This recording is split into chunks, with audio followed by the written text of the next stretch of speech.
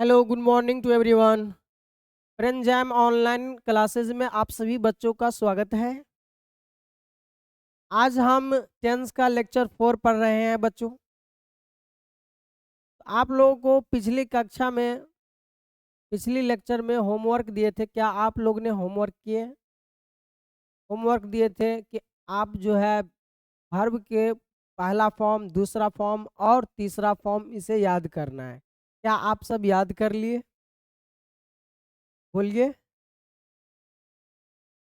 चलिए, अगर नहीं किए हैं तो याद कर लीजिएगा। याद रहेगा तभी आप यूज़ कर सकते हो। अगर आपको पता ही नहीं रहेगा कि कौन सा V1 फॉर्म है, कौन सा V2 फॉर्म है, कौन सा V3 फॉर्म है, तो आपको बहुत ही दिक्कत होगी। इसलिए आपको जो दिए हैं होमवर्क या जो दिया जाता है उसे करके लेके आना है बच्चों। ठीक है, करके। चलिए, तो आज हम पढ़ने जा रहे हैं टेंस में सिंपल प्रेजेंट टेंस को डिटेल में पढ़ रहे हैं। सिंपल प्रेजेंट टेंस यानी सिंपल प्रेजेंट टेंस के चारों फॉर्म को आज पढ़ रहे हैं। क्या बोला मैंने? प्रेजेंट टेंस के चारों फॉर्म को आज हम पढ़ने जा रहे हैं। ठीक है, तो बच्चों हम पढ़े थे प्रेजेंट टेंस। क्या पढ़े थे? Present tense. तो प्रेजेंट टेंस में 4 प्रकार पढ़े थे। कितने प्रकार के पढ़े थे बच्चों? 4 प्रकार के पढ़े थे। पहचान में पढ़े थे। कितने प्रकार के होते हैं? 4 प्रकार के होते हैं। एक पढ़ते हैं simple present tense. Simple present tense, okay. एक पढ़ते हैं बबुआ present present perfect tense. Present perfect tense. और एक पढ़ते हैं present continuous tense. Present continuous tense. और चौथा जो है present present perfect continuous tense.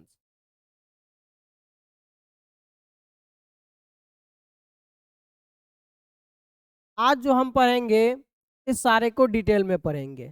सारे इसका स्ट्रक्चर देखेंगे, फिर से इसकी पहचान सब देखेंगे। किसका? सिंपल प्रेजेंट टेंस का, प्रेजेंट परफेक्ट टेंस का, प्रेजेंट कंटिन्यूअस टेंस का और प्रेजेंट परफेक्ट कंटिन्यूअस टेंस का। तो आज की जो ये लेक्चर रहने वाली है बच्चों, ये प्रेजेंट टेंस पे रहने वाली है।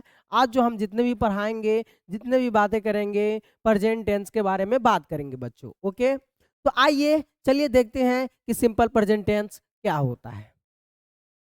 बच्चों हम जो पढ़ रहे हैं सिंपल प्रेजेंट टेंस पढ़ रहे हैं। क्या पढ़ रहे हैं बच्चों? सिंपल प्रेजेंट टेंस पढ़ रहे हैं। क्या होता है सिंपल प्रेजेंट टेंस? देखिए, सिंपल प्रेजेंट टेंस वे होते हैं जो जनरली में सिंपली काम को बताया जाता है।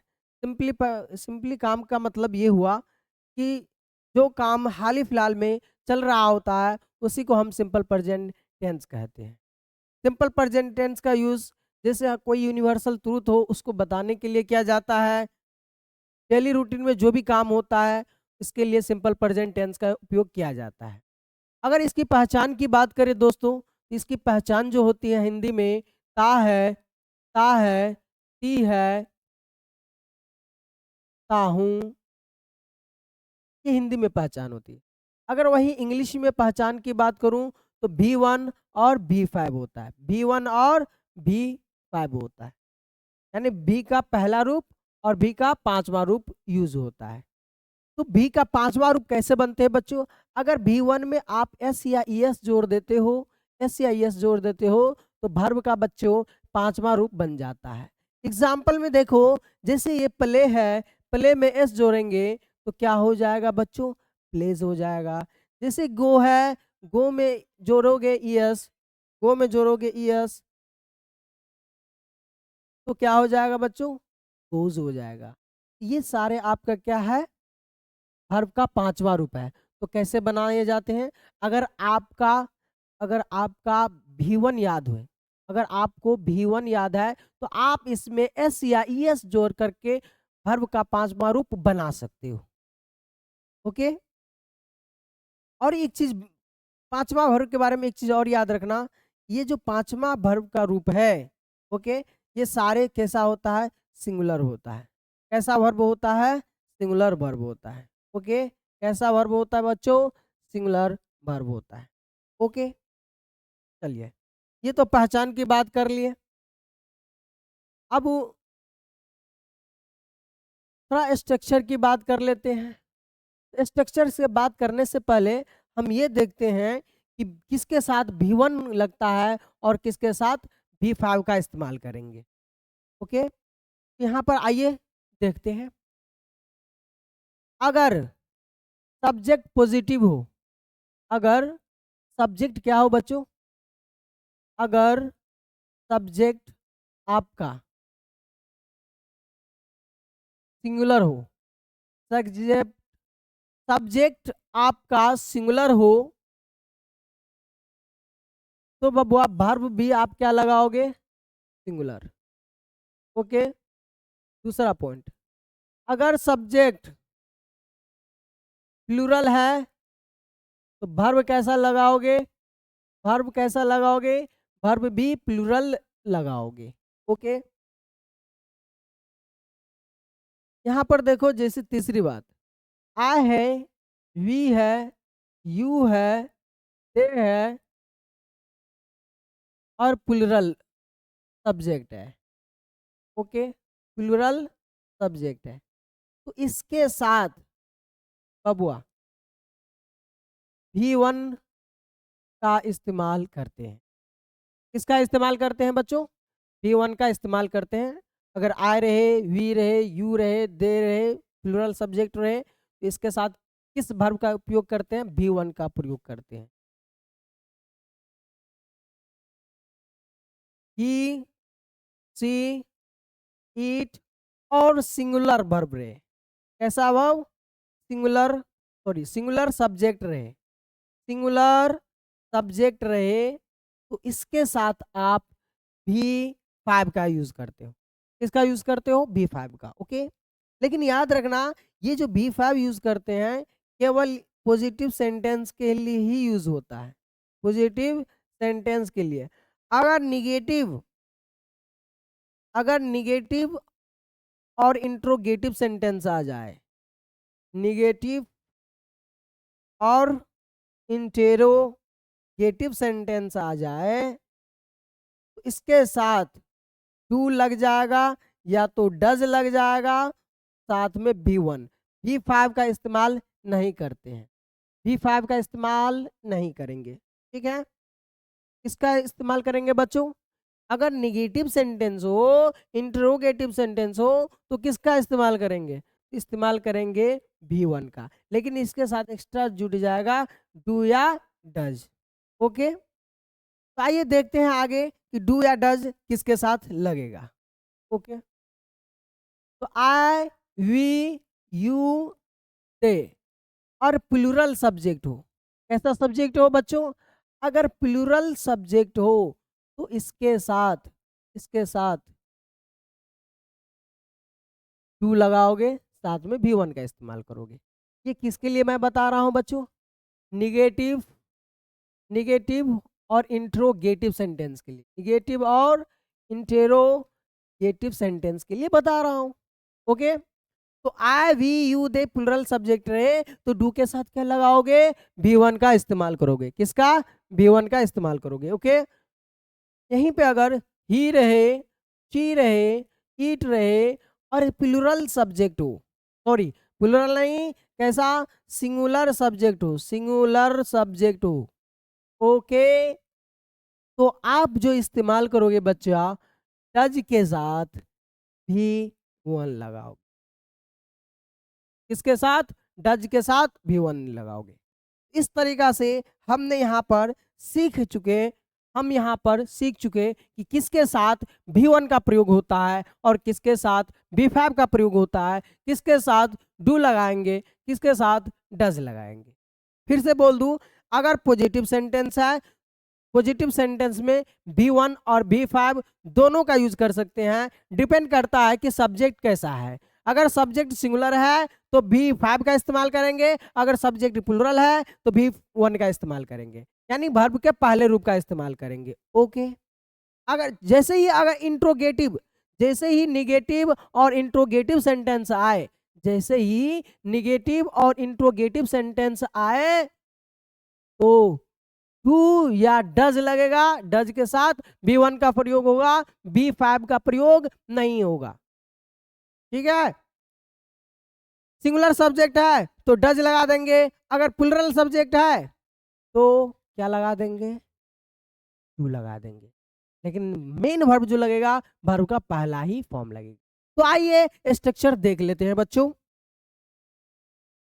अगर स्ट्रक्चर की बात करूं, किसकी बात करूं, स्ट्रक्चर की बात करूं, तो पहला जो स्ट्रक्चर हम पढ़ रहे हैं पॉजिटिव सेंटेंस का, तो सब्जेक्ट के साथ V1 या V5 का प्रयोग करते हैं और अदर वर्ड्स लगा करके फुल स्टॉप लिख देते हैं। ओके, जैसे इस पर एग्जाम्पल करवाऊं, जैसे मैं पढ़ता हूं, मैं पढ़ता हूं, मैं पढ़ता हूं, तो इसका क्या बनेगा बच्चों ट्रांसलेशन, मैं पढ़ता हूं। देखिए सब्जेक्ट, तो सब्जेक्ट यहाँ पर ये है, पढ़ता हूं क्या है बेटा, वर्ब है, पढ़ता हूं क्या है, वर्ब है। ओके, तो यहाँ पे देख पढ़ना का इंग्लिश क्या होता है, रीड, तो क्या हो जाएगा भाई, सब्जेक्ट आई है, आई के साथ क्या लगाते हैं V1 या V5। तो मैंने अभी यहाँ पे बोला कि अगर आई रहे, वी रहे, यू रहे, दे रहे, प्लुरल सब्जेक्ट रहे तो V1 का इस्तेमाल करते हैं। किसका इस्तेमाल करते हैं, V1 का इस्तेमाल करते हैं दोस्तों। तो यहाँ पर बताओ क्या आई के साथ रीड लिखूं या रीड्स लिखूं, सर रीड लिखो, ये सही रहेगा। क्लियर, आप इसे आई रीड्स नहीं लिख सकते हैं।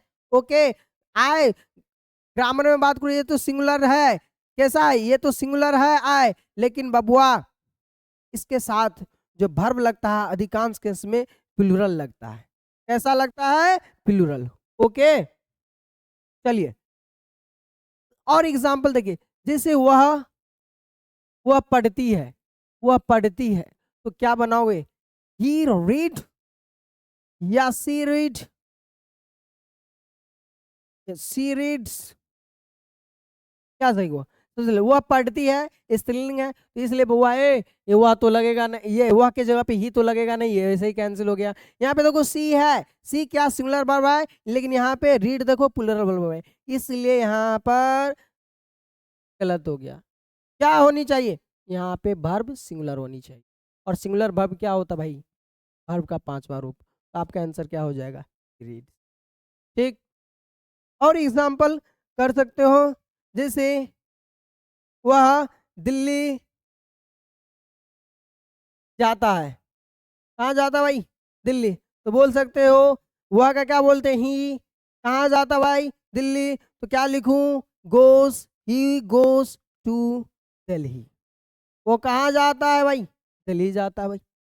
ठीक है, तो सब्जेक्ट देख, क्या ये सब्जेक्ट है V1, क्या ये भी वर्ब है, सब्जेक्ट है, वर्ब है, अदर वर्ड्स है। तो मैंने यही बताया बच्चों कि पॉजिटिव अगर सेंटेंस हो, पॉजिटिव सेंटेंस हो तो सब्जेक्ट के साथ V1 V5 का इस्तेमाल होता है, साथ में other words plus full stop होता है। ठीक है, तो आप टेंस के वाले एक्सरसाइज में जाइएगा, वहाँ एक्सरसाइज बना लीजिएगा सारे पॉजिटिव सेंटेंस वाला। ओके, चलिए अब अगला चलते हैं निगेटिव सेंटेंस पे। इस पे चलते दूसरा नंबर निगेटिव सेंटेंस। अगर निगेटिव सेंटेंस हो तो स्ट्रक्चर होता है सब्जेक्ट के साथ, सब्जेक्ट के साथ क्या लगते हैं, लिखते हैं डू या डज लिखते हैं, डज के बाद नोट लिखते हैं, note plus V1 plus other words plus full stop. याद रखना बबुआ, डू प्लस नोट को एक साथ हम डोंट बोल लिखते हैं, ठीक है, लिख सकते हैं, और do plus does plus not को बबुआ डजंट। ओके, क्या इतनी बात समझ में आया, ये याद रखना है। ओके, चलो सब्जेक्ट डू या does plus not plus V1 plus other words लगता है। जैसे अगर बात करूं एग्जाम्पल में कि वह नहीं पढ़ती है, ये कैसा सेंटेंस है? निगेटिव है। हिंदी में क्या है? ती है। कौन सा टेंस है भाई? सिंपल प्रेजेंट टेंस है। वह का क्या लिखेंगे? सी। सी के बाद क्या लिखेंगे? डू लिखो या डज? सर डज लिखो। क्यों? सब्जेक्ट सिंगुलर है तो हेल्पिंग वर्ब भी सिंगुलर लेंगे। सी डज। डज के बाद क्या लिखो? नोट। नोट के बाद क्या लिखो भाई? रीड। या इसी को आप लिख सकते हो सी डजंट रीड। ओके, ये निगेटिव सेंटेंस हो गया। अगर बात करें इंटरोगेटिव सेंटेंस की, इंटेरोगेटिव सेंटेंस की अगर बात करूं बच्चों, किसकी? इंटेरोगेटिव सेंटेंस की अगर मैं बात कर लूं तो इंटरोगेटिव सेंटेंस ऐसा क्वेश्चन हो, ऐसा सेंटेंस होता है बेटा जिसमें हम यस या नो से दे सकता है, या एक ऐसा एक क्वेश्चन ऐसे आते हैं ऐसे टाइप के जिसका जवाब आप वा उसमें लिखा रहता है बीच में व्हाट या व्हेन, व्हाई, ये सारे लिखे रहते हैं। ओके, तो यस या नो वाले जो क्वेश्चन होते हैं वो हिंदी में हमेशा क्या से शुरू होता है। अगर वही बात करें कि कब, क्यों, कहाँ, जैसे वह क्यों पढ़ता है, वह कहाँ जाता है, वह कहाँ खेलता है, तो इस प्रकार के सेंटेंस को में को बताने के लिए, इस प्रकार के क्वेश्चन को बताने के लिए आपको कुछ कहना पड़ेगा। लेकिन इस वाले क्वेश्चन को जैसे क्या आप ठीक है तो उसे आप हाँ या ना में जवाब दे सकते हो। ठीक है, तो इसमें हम इंट्रोगेटिव वर्ड का इस्तेमाल नहीं करते। अगर यस या नो में जिसका जवाब दे सकते हो, इसमें हम इंटेरोगेटिव वर्ड का इस्तेमाल बच्चों नहीं करते हैं, इंट्रोगेटिव वर्ड का इस्तेमाल नहीं करते हैं। लेकिन जैसे ही अगर सेंटेंस के बीच में आ रहा है, क्या आ रहा है, कब आ रहा है, कहाँ आ रहा है, कैसे आ रहा है, तो आप इंटेरोगेटिव इंटेरोगेटिव वर्ड का इस्तेमाल करते हो। ठीक है, यानी इंट्रोगेटिव वर्ड का इस्तेमाल किया जाता है। इसी को बबुआ क्वेश्चन वर्ड भी कहा जाता है, क्वेश्चन वर्ड भी कहा जाता है। और क्वेश्चन वर्ड या इंट्रोगेटिव वर्ड वे वर्ड होते हैं जिसका यूज किया जाता है प्रश्न पूछने के लिए। जिसका यूज किस लिए करते हैं? प्रश्न को पूछने के लिए किया जाता है बच्चों, प्रश्न को पूछने के लिए किया जाता है, क्वेश्चन को पूछने के लिए किया जाता है। किसका इस्तेमाल? इंट्रोगेटिव वर्ड का इस्तेमाल, क्वेश्चन वर्ड का इस्तेमाल। क्वेश्चन वर्ड बोले तो what, when, why, what, when, why, where, who, ये सारे क्या है? क्वेश्चन वर्ड है। यानी इसी को हम बोल सकते हैं WH फैमिली। क्या बोलते हैं बबुआ? WH family. और WH फैमिली इसलिए बोलते हैं क्योंकि क्वेश्चन या तो W से स्टार्ट होता है या तो H से रहता है, या तो W से रहता है या तो H से रहता है। W फॉर बोले तो देख W से व्हेन हो गया, व्हेन मीन्स क्या होता है? कब। बोले तो व्हाट हो गया, बोले तो हु हो गया, बोले तो हाउ से देख हाउ हो गया, हाउ मैनी हो गया, हाउ मच हो गया, हाउ मच, हाउ मच। देख बबुआ ये सारे कैसा वर्ड है? इंट्रोगेटिव वर्ड है। ठीक है, चलो इंट्रोगेटिव वर्ड का स्ट्रक्चर की बात करें तो इसका जो स्ट्रक्चर होता है इंट्रोगेटिव वर्ड, यानी स्ट्रक्चर इंट्रोगेटिव वर्ड के लिए जो स्ट्रक्चर लिखते हैं वो स्ट्रक्चर होता है, पहले हेल्पिंग वर्ब लिखते हैं। याद रखना, अगर हिंदी का कोई ट्रांसलेशन, कोई सेंटेंस क्या से स्टार्ट है तो इंग्लिश में जब इसको बनाते हैं तो हेल्पिंग वर्ब से किससे बनाते हैं? हेल्पिंग वर्ब से बनाते हैं। ए बाबा जैसे क्या क्या वह पढ़ता है, क्या वह पढ़ता है या पढ़ती है? ठीक है, क्वेश्चन मार्क। देख यहाँ पे क्या लगा है? क्या वह गाती है? देख यहाँ पे क्या तुम खेलते हो? क्या तुम खेलते हो? क्या दिख रहा है? क्या तुम खेलते हो? देखो क्या से स्टार्ट है, क्या से स्टार्ट है, क्या है? इसका जवाब आप हाँ या ना में दे सकते हैं।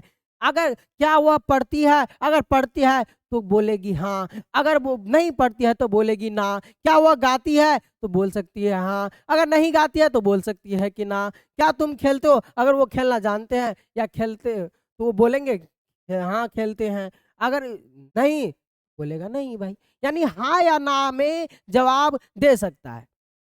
तो इसका जो हम इंग्लिश में बनाएंगे वो हेल्पिंग वर्ब से बनाएंगे।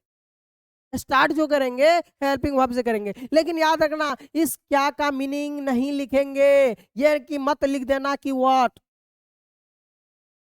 इसका कोई अर्थ नहीं आवेगा अगर इस प्रकार का सेंटेंस स्टार्ट हो तो। समझे कि नहीं बच्चा, समझा? ओके, चलो समझ में आ गया, चलिए ठीक है। तुम सभी कहोगे सर तो गुस्सा आ जाते हैं, हम क्या करें, कभी कभी गुस्सा आ जाते हैं। चलिए इधर देखो बाबूआ, इधर देखिए। तो इंट्रोगेटिव अगर सेंटेंस हो तो इसका स्ट्रक्चर जो हो जाता बबुआ, पहले डू या डज लिखते हैं, डज के बाद सब्जेक्ट, सब्जेक्ट के बाद V1, V1 के बाद अदर वर्ड्स, उसके बाद क्वेश्चन। ओके, इस पर भी सर एग्जाम्पल करवा दो। लो भाई एग्जाम्पल है, क्या वह पढ़ता है या क्या वह पढ़ती है, तो क्या से स्टार्ट है, तो सर डू लिखूं या डज लिखूं? ए बबुआ वह है, वह सिंगुलर है तो डज लिख भाई, तो डज। सब्जेक्ट लिखो डज सी, मेन वर्ब लिखो रीड, क्वेश्चन मार्क लिखो, हो गया डज सी रीड। क्या हुआ गाती है तो क्या होगा बेटा, डज सी सिंग। ओके, अब कोई मत सिंग्स कर देना, क्योंकि मैं पहले ही बताया हूं कि बबुआ निगेटिव और इंट्रोगेटिव सेंटेंस में भी फाइव का इस्तेमाल नहीं करते, ठीक है। देख क्या तुम खेलते हो, तो इसका क्या हो जाएगा बबुआ, डज, डज होगा नहीं, डज नहीं होगा, क्यों, यू, यहाँ पे क्या प्लुरल, डू यू प्ले, हो गया। देख ये कैसा सेंटेंस, इंट्रोगेटिव सेंटेंस पर है, सिंपल प्रेजेंट टेंस। अब अगली बात करते हैं चौथा बबुआ, चौथा interrogative negative sentence. Intero negative sentence की बात करूं तो इंटेरो निगेटिव सेंटेंस की बात करूं तो बउआ कुछ नहीं, नोट जोड़ दे, डू या डज है, डज के बाद सब्जेक्ट, सब्जेक्ट के बाद नोट लिख दे, इसके बाद V1 other words plus question mark, हो गया। एग्जाम्पल में जहां है बुआ जिसे क्या वह पढ़ती है, तो यहाँ पे कह सकते हैं क्या वह नहीं पढ़ती है, हाँ या ना में जवाब आप दे सकते हो। क्या वह नहीं गाती है, आप इसे हाँ या ना में जवाब दे सकते हो। क्या वह, क्या तुम खेलते हो, क्या तुम खेलते हो, क्या तुम खेलते नहीं हो।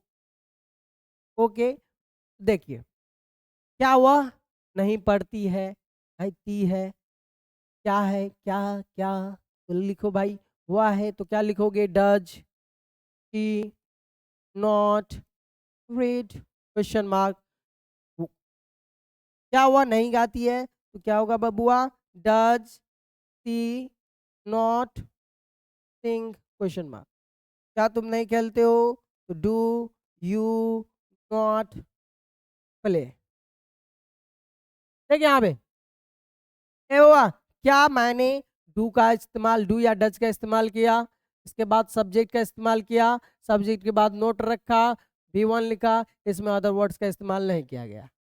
वहीं पे लिखता क्या तुम क्रिकेट नहीं खेलते हो, क्या, क्या तुम या हम लोग क्रिकेट, क्रिकेट नहीं खेलते हैं, तो क्या होगा भाई, क्या हम लोग क्रिकेट नहीं खेलते हैं, तो कौन सा टेंस का है, सिंपल प्रेजेंट टेंस का है। तो देख क्या से है, क्या हेल्पिंग में लिखूं, हेल्पिंग वर्ब में किस से स्टार्ट करूं, डू से करूं या डज से करूं। ए बच्चा हम लोग प्लुरल है तो किस से स्टार्ट करोगे, अगर प्लुरल रहता है तो डू से स्टार्ट करोगे। तो क्या यहाँ पे हम डू लिख देंगे, क्या लिख देंगे बोलिए, डू लिखेंगे, हाँ सर डू के बाद क्या लिखना है सर? सब्जेक्ट लिखना है। क्या हम सब्जेक्ट लिखेंगे? तो यहाँ पे सब्जेक्ट हम लोग है, तो हाँ सर, हम लोग को इंग्लिश में क्या बोलते हैं? वी सर, तो डू वी लिख देंगे क्या? उसके बाद सर नोट लिखिए, नोट, तो क्या नोट लिख देंगे? हाँ सर। नोट के बाद भी वन लिखिए। यहाँ पे वर्ब कौन सा है? खेलना, तो खेलना का वर्ब, पहला वर्ब का कौन सा होता है? पहला वर्ब कौन सा होता है? प्ले होता है क्या? हाँ सर, तो ये प्ले भर दो। ओके, तो डू वी नॉट प्ले, क्या नहीं, ए क्रिकेट नहीं खेलते, तो डू वी नॉट प्ले, क्या लिखोगे? Other words cricket. लो, बन गया। क्या आप बना सकते हो? क्या आप बना सकते हैं? ठीक है, तो इस तरीका का क्या आप टेंस को पहचान सकते हो? इस तरीके से आप टेंस पहचान सकते हो। ओके, आगे बात करते हैं। पांचवा, अगर WH फैमिली वाले रहे तब क्या करोगे? बेटा अगर WH फैमिली वाले रहे तो इसका स्ट्रक्चर होता है, पहले इंट्रोगेटिव वर्ड लिखते हैं, उसके बाद वही डू, डू लिखते हैं, डज लिखते हैं, डज के बाद सब्जेक्ट, सब्जेक्ट के बाद भी one, other words plus question mark. Okay, जैसे एग्जाम्पल में लिख दूं, क्या वह, ओह क्या से नहीं होगा स्टार्ट, बीच में होगा, वह क्यों पढ़ती है? क्यों से बेहतर है कि कब पढ़ती है कर दो, वह कब पढ़ती है। ओके, वह कब गाती है। ओके, वह कब गाती है। और एक, तुम कब क्रिकेट खेलते हो। क्रिकेट खेलते हो। देख बुआ, वह कब पढ़ती है, यहाँ पे देखो कब क्वेश्चन मार्क है, क्वेश्चन मार्क है, क्वेश्चन मार्क है ना। तो कब को इंग्लिश में क्या बोलते, तो देखो इंट्रोगेटिव वर्ड, तो क्या वेन लेंगे बनाते समय? चलो इसको बना रहा हूँ, क्या वेन लूंगा?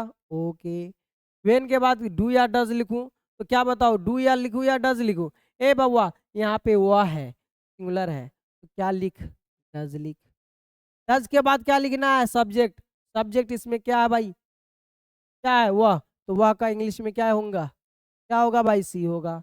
ठीक है, क्या भी वन पढ़ना है, तो पढ़वान पढ़ना को लिख ले, read, question mark, other words है ही नहीं। उसी तरीका से बउआ यहाँ पे देखो, वह कब गाती है, तो क्या हो जाएगा? When does she Singh, question mark. जैसे तुम कब खेलते हो, तो क्या हो जाएगा? When do you play the cricket. तो यहाँ पे देखो, इस तरीका से ये सेंटेंस बनेंगे। ओके, अब अगली बात कर ले, आगे बात कर ले किसकी? छठा number, WH family plus negative रहे तब क्या करोगे? तब ये स्ट्रक्चर बनेगा, इंट्रोगेटिव वर्ड प्लस डू या डज प्लस सब्जेक्ट प्लस भी वन, सब्जेक्ट के बाद नोट लगेगा, नोट के बाद भी वन के बाद अदर वर्ड्स, अदर वर्ड के बाद क्वेश्चन मार्क। ठीक है, तो ये स्ट्रक्चर बनेगा। तो इंट्रोगेटिव वर्ड, यहाँ पे जो इंट्रोगेटिव वर्ड है, ओके, वो बीच में रहेगा हिंदी में। जैसे वह क्यों नहीं पढ़ती है। देख, वह क्यों नहीं पढ़ती है, बेटा क्यों बीच में आया, क्या क्वेश्चन शब्द, इसको शुरू में लिख लें, वाई। अब डू लगेगा या डज लगेगा, तो वह है तो डज लगेगा, वाई डज। ओके, सब्जेक्ट क्या है? वह को क्या लिखे? सी, वाई डज सी। उसके बाद क्या लिखा लगाना भाई? नोट, तो नोट लगा ले। उसके बाद वर्ब का पहला रूप लगाना है, तो वर्ब यहाँ पढ़ना का पहला रूप क्या होता है? रीड, तो रीड। क्या अदर वर्ड्स है? नहीं है, तो क्वेश्चन मार्क लिख ले। क्या बन गया? तो वह क्यों नहीं पढ़ती है? Y does she not read? वह क्यों नहीं गाती? वह क्यों नहीं गाती है?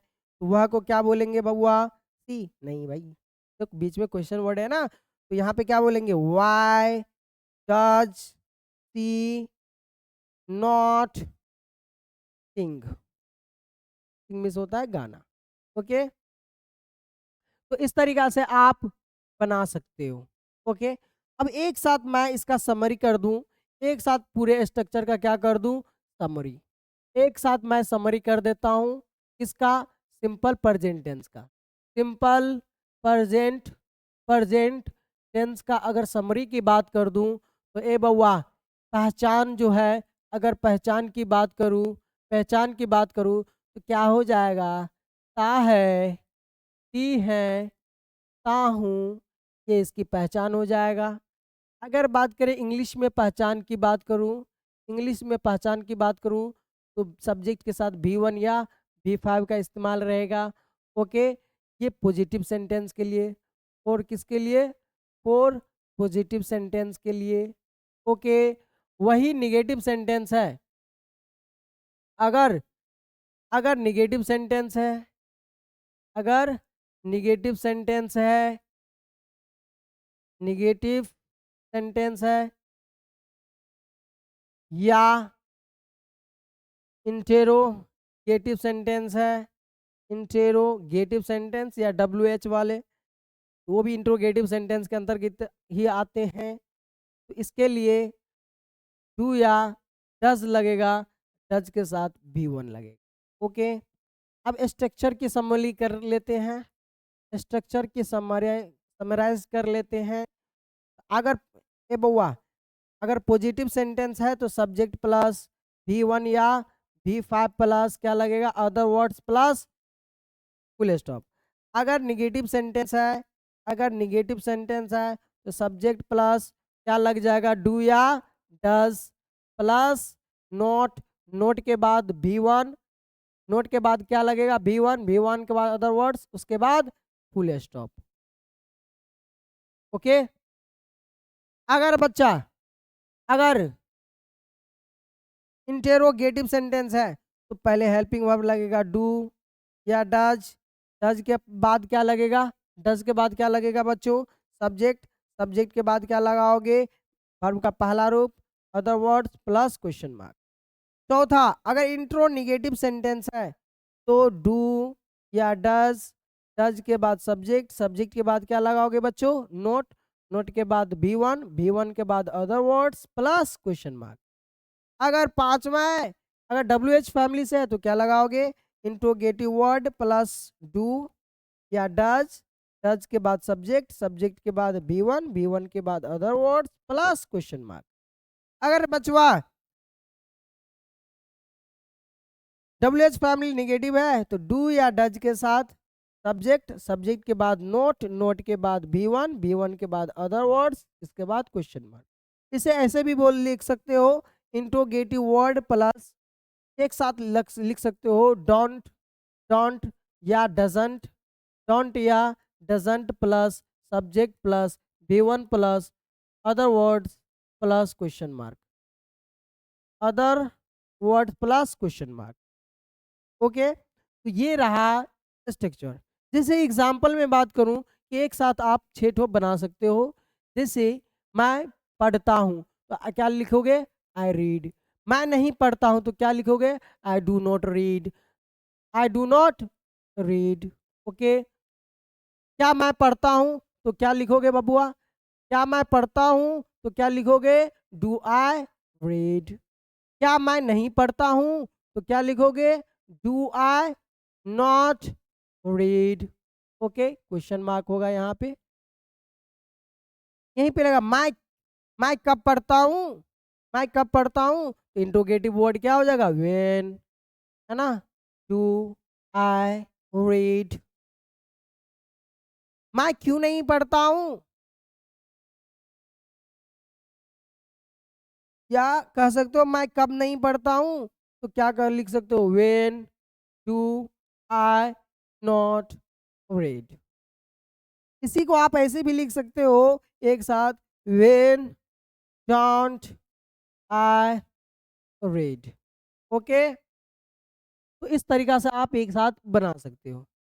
ओके, जिसे कहूँ वह मार्केट जाती है, तो क्या बोले, वह मार्केट जाती है, सी गोज टू मार्केट। वह मार्केट नहीं जाती है तो क्या बोलोगे, सी डू या डज लिखोगे, she does not go to market.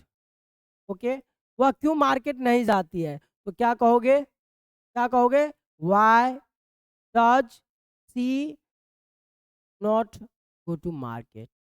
Okay, तो इस तरीका से बना लेते हैं। ओके, तो आई होप कि आप लोग सिंपल प्रेजेंट टेंस समझ गए होंगे। अब हम आगे बढ़ते हैं प्रेजेंट कॉन्टिन्यूअस टेंस की तरफ। किसकी तरफ, प्रेजेंट कॉन्टिन्यूअस टेंस की तरफ। ओके, चलिए बच्चा, हम दूसरा पढ़ रहे हैं present continuous tense. Present continuous tense, इसी को बबुआ, इसी को कहा जाता है प्रेजेंट प्रोग्रेसिव टेंस।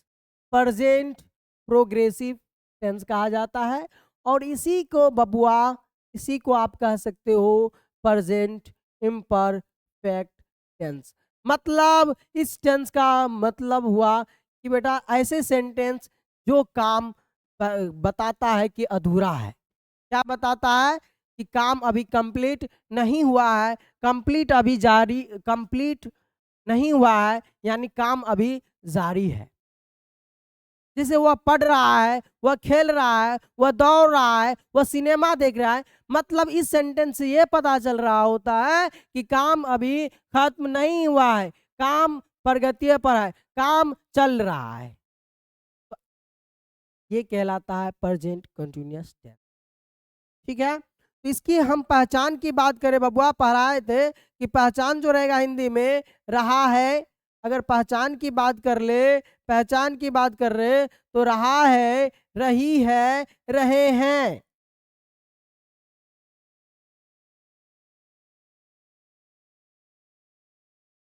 ओके, इस तरीका का क्या रहता है, पहचान रहता है। ओके, वही इंग्लिश में पहचान की बात करूं बबुआ, तो इस एम आर के साथ जो है बी4 का प्रयोग किया रहता है। ओके, बी4 का मतलब हुआ कि ए बउआ, बी4 का मतलब हुआ आईएनजी फॉर्म। मतलब बी1 में अगर आप जोड़ देते हो आईएनजी तो वर्ब का चौथा रूप बन जाता है। जैसे प्ले है, प्ले में अगर आप आईएनजी जोड़ दोगे तो क्या हो जाएगा, प्लेइंग हो जाएगा। जैसे जी गो है, गो में आईएनजी जोड़ दो तो क्या हो जाएगा बच्चों, गोइंग हो जाएगा। ठीक है, जैसे स्लीप है, स्लीप में आईएनजी जोड़ दे तो क्या हो जाएगा, स्लीपिंग हो जाएगा। ओके, तो यहाँ पे बच्चों देख बी1 है, बी1 में आप जोड़े आईएनजी तो कौन सा फॉर्म हो जाएगा, चौथा फॉर्म। ओके, ये बोला गया था बी1, लेकिन ये बी4 है। ओके, तो देख ये सब क्या है, बी4 है, तो आईएनजी फॉर्म लगाते हैं। ओके, चलिए अब स्ट्रक्चर की बात कर लेते हैं, स्ट्रक्चर की बात कर लेते हैं, किसकी, प्रेजेंट कंटीन्यूअस टेंस की। अगर पॉजिटिव सेंटेंस है बबुआ तो सब्जेक्ट के साथ इज लगेगा, एम लगेगा, आर लग सकता है, प्लस बी4 लगेगा, उसके बाद अदर वर्ड्स प्लस कुछ प्लस फुल स्टॉप।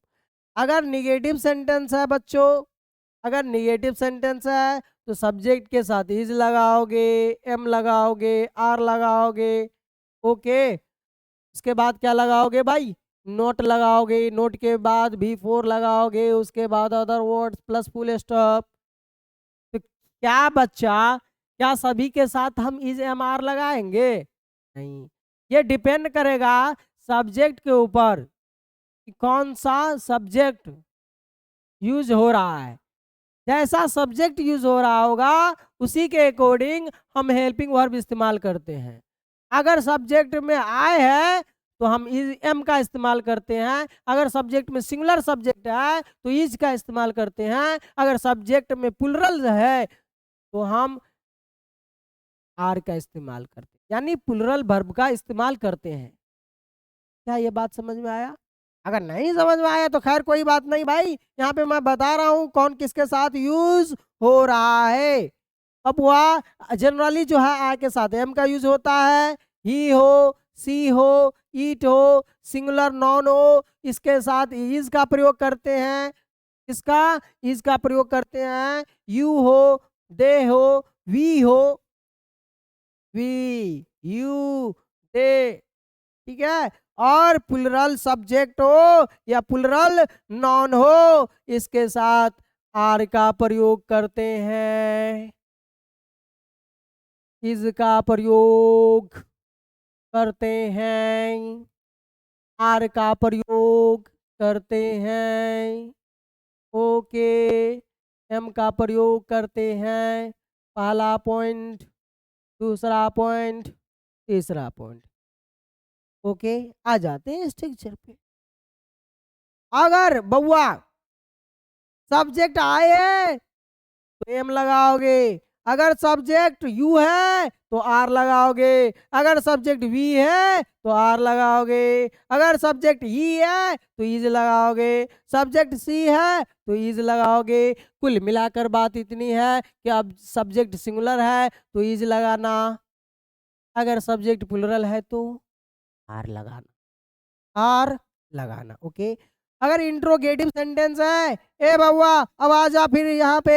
अगर इंट्रोगेटिव सेंटेंस है तो मैंने बोला था अगर क्या से स्टार्ट है, अगर क्या से स्टार्ट है, हिंदी वाक्य की शुरुआत अगर क्या से है तो आप पहले हेल्पिंग वर्ब लिखना, पहले हेल्पिंग वर्ब लिखना, हेल्पिंग वर्ब लिखना। ठीक है, तो ए बउआ इज, एम, आर को पहले लिखेंगे, उसके बाद सब्जेक्ट के लिखेंगे, सब्जेक्ट के बाद भी फोर के बाद अदर वर्ड और क्वेश्चन मार्क होगा। फिर कह रहा हूं कि इज, एम, आर किस सब्जेक्ट के साथ लगेगा वो डिपेंड करेगा सब्जेक्ट के ऊपर कि सब्जेक्ट कौन सा है, याद रखना। ओके, चलिए अगर बात कर ले चौथा, अगर इंट्रोगेटिव सेंटेंस है, अगर इंट्रो निगेटिव सेंटेंस है तो बउआ इज और एम के साथ इज या तो एम लगेगा या तो आर लगेगा। सब्जेक्ट, सब्जेक्ट के बाद क्या, नोट, नोट के बाद बी फोर के बाद क्या लिखोगे, अदर वर्ड्स, उसके बाद क्वेश्चन मार्क। उसी तरीका से पांचवा की डब्ल्यू एच फैमिली की बात कर लूं, मतलब ऐसा क्वेश्चन रहेगा, ऐसा क्वेश्चन रहेगा, ऐसा प्रश्न रहेगा जिसके हिंदी के सेंटेंस में बीच में क्वेश्चन शब्द रहेगा, क्वेश्चन वर्ड रहेगा, इंट्रोगेटिव वर्ड रहेगा। समझे?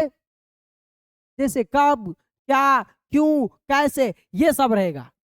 शुरू में नहीं, सेंटेंस के बीच में। किसके सेंटेंस के बीच में? हिंदी सेंटेंस के बीच में रहेगा। ओके, इसका जब ट्रांसलेशन बनाने लगना तो देखना क्या शुरू में है या बीच में है, तो उसके अकॉर्डिंग बनेगा। ठीक है, तो जिसका जवाब क्या वाला है का तो जवाब तो आप यस या नो में दोगे, ये दोनों का इस्तेमाल कर लेते हैं। जिसका जवाब आप यस या नो में नहीं दे सकते हो, कुछ ना कुछ सेंटेंस आपको बोलना पड़ेगा, तो इसके लिए आपको इंट्रोगेटिव वर्ड का इस्तेमाल।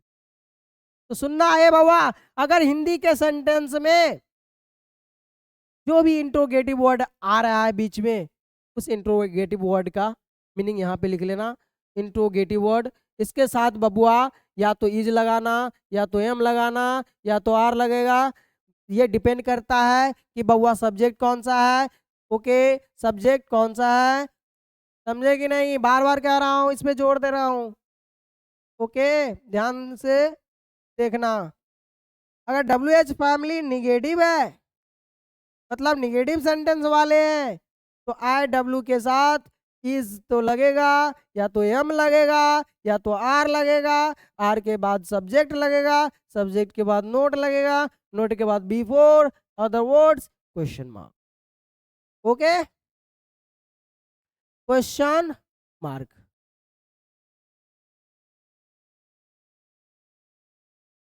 चलिए, एग्जाम्पल में देख लेते हैं बबुआ, एग्जाम्पल में देख लेते हैं। जैसे वह पढ़ रही है, ए बबुआ वह, तो क्या सी लिखूंगा? ओके, सी इज, इसके साथ क्या आ जाएगा? रीडिंग, बिफोर आ जाएगा, सी इज रीडिंग। वह नहीं पढ़ रही है तो क्या बोलोगे? She is not reading. Okay, she is not reading. वह क्यों नहीं पढ़ रही है?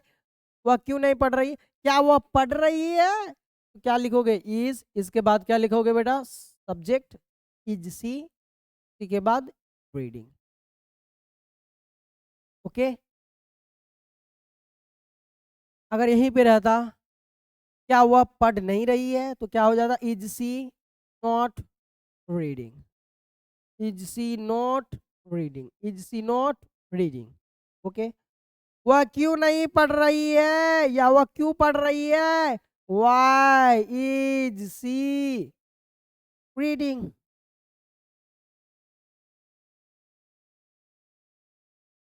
वह क्यों नहीं पढ़ रही है? Why is she not reading? Question mark. इस तरीका का बच्चा बनता है, क्या बनता है? ट्रांसलेशन बनता है। ओके,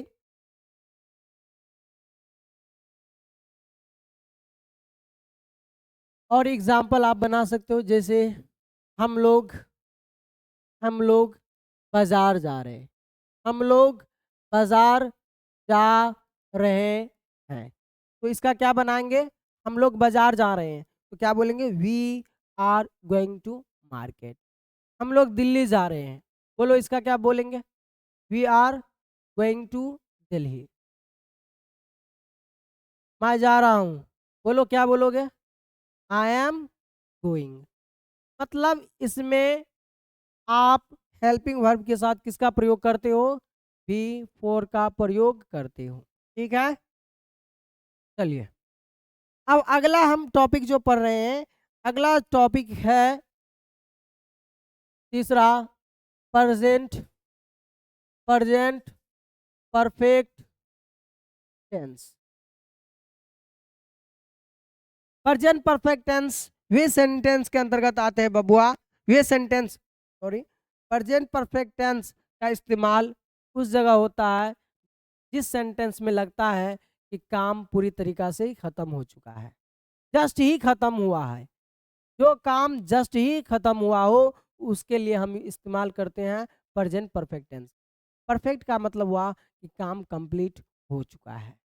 ओके, जैसे वह जा चुकी है, वह आ चुकी है, वह चला गया है, ठीक है, मैं खा चुका हूँ, इस प्रकार का सेंटेंस रहता है तो हम कहेंगे ये प्रेजेंट परफेक्ट टेंस। ये सेंटेंस किस में है? प्रेजेंट परफेक्ट टेंस में। ओके, चलिए तो बबुआ पहचान की बात कर लेते हैं। तो इसकी पहचान जो होता है रहेगा बबुआ, चुका है, चुकी है, चुके हैं, चुका हूँ, ला है, जिसे उसने खा लिया है, वह जा चुकी है ना, तो ला है, ई है, ए है। इस तरीका का पहचान होता है हिंदी सेंटेंस के वाक्य के अंत में। ओके, हिंदी सेंटेंस, सेंटेंस का ही हिंदी होता है वाक्य। अगर इंग्लिश की बात करूं तो इंग्लिश में बउआ हैव या हैज के साथ वर्ब का तीसरा रूप का इस्तेमाल, हैव या हैज के साथ वर्ब के तीसरा रूप का इस्तेमाल होता है। अगर सिंगुलर सब्जेक्ट है बबुआ, सिंगुलर सब्जेक्ट है, सिंगुलर सब्जेक्ट है, तो बबुआ इसके साथ आप हैज लगाओगे। ओके, जैसे ए बबुआ ही हो, सी हो, इट हो या सिंगुलर हो, सिंगुलर नॉन हो, तो आप इसके साथ क्या लगाओगे? हैज लगाओगे। ओके, आई रे, वी रे, यू रे, दे रे। ओके, प्लुरल सब्जेक्ट रहे, प्लुरल सब्जेक्ट रहे, तो इसके साथ किसका प्रयोग करोगे? किसका प्रयोग करोगे? हैव का। ओके, चलिए स्ट्रक्चर की बात कर लेते हैं।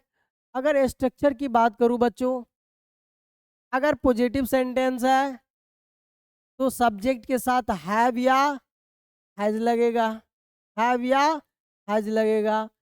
के बाद V3 other words plus full stop. फिर मैं यही बोलता हूँ कि हैव या हैज किसके साथ लगेगा, वो डिपेंड करता है सब्जेक्ट के ऊपर। तो ये तो हमने बताया कि किसके साथ हैव लगता है, किसके साथ हैज लगता है। ओके, अगर बबुआ निगेटिव सेंटेंस है तो तो नोट लगा दो सेंटेंस में।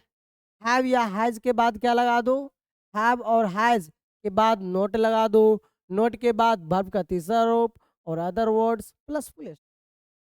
अगर तीसरा, अगर इंटेरोगेटिव सेंटेंस है, यानी ऐसा सेंटेंस जिसका जवाब, ऐसा सेंटेंस जिसका जवाब आप हाँ या ना में दे सकते हो, या बोले कि हिंदी के सेंटेंस में वो क्या से स्टार्ट रहेगा, तो आप पहले हेल्पिंग वर्ब लिखना।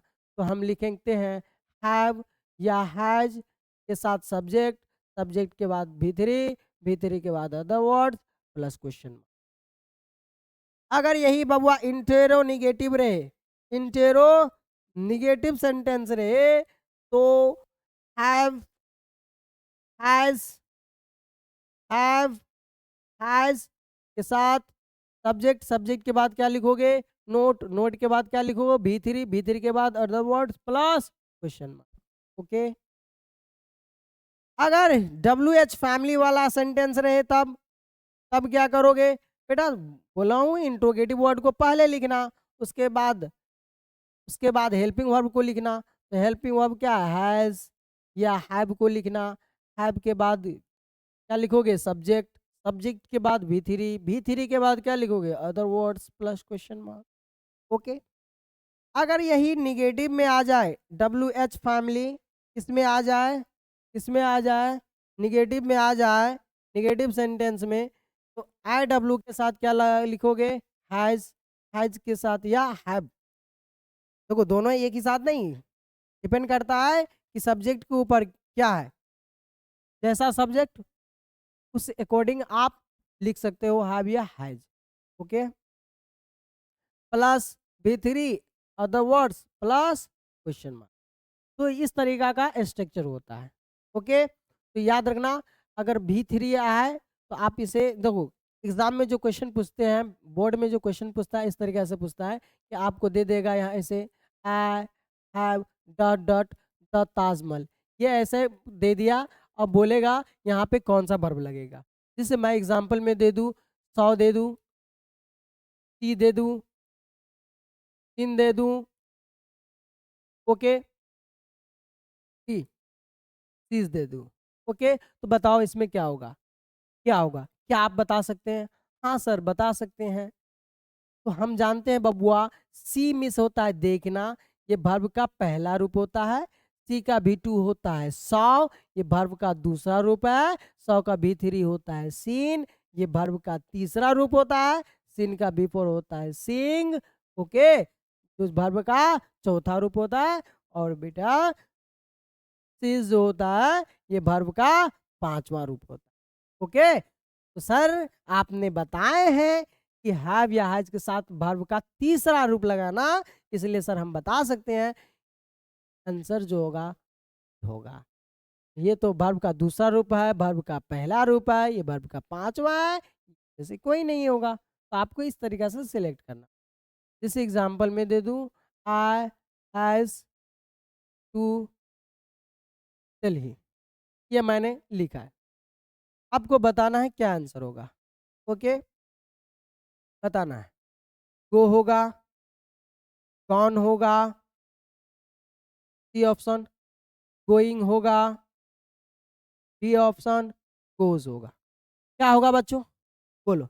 जैसे आई हैव टू दिल्ली, क्या होगा, तो हैव के साथ बेटा यहाँ पर क्या होगा, V3 का इस्तेमाल करते हैं, आंसर क्या होगा, ना तो ये होगा ना ये होगा, आंसर क्या होगा बी। ओके, क्यों, हमें चयन करना है वर्ब का तीसरा रूप, वर्ब का तीसरा रूप चयन। ओके, अगर ट्रांसलेशन में रहे तो कैसे रहेगा, जैसे वह खा चुकी है, वह खा चुकी है। ओके, वह चुकी है, देखो ये इसका मतलब हुआ काम जस्ट ही कंप्लीट हुआ है, तो इसका क्या बनेगा, सी हैज ईटेन, वह खा चुकी है। वह नहीं खा चुकी है, सी हैज नॉट ईटेन। क्या वह खा चुकी है, हैज सी ईटेन। क्या वह नहीं खा चुकी है, हैज सी नॉट ईटेन। तो इस तरीका का सेंटेंस को हम डील करते हैं। ओके, जैसे हम लोग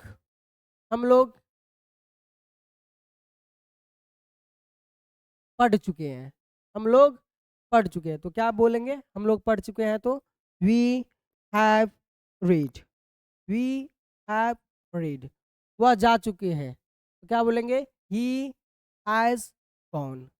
ओके, तो इस तरीका का आप इसे बना सकते हैं। ओके,